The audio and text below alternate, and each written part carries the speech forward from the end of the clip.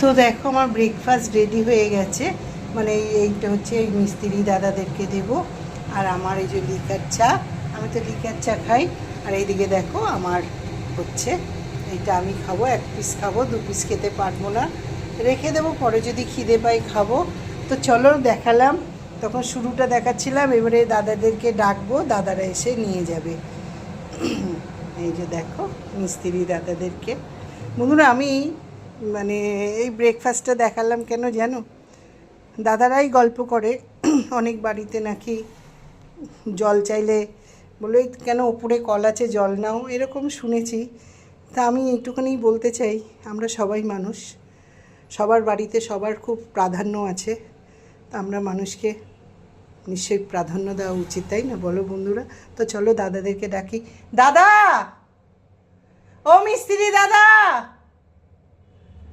দাদা। তো চলো আসছে মিস্ত্রি দাদা, দিয়ে দিই।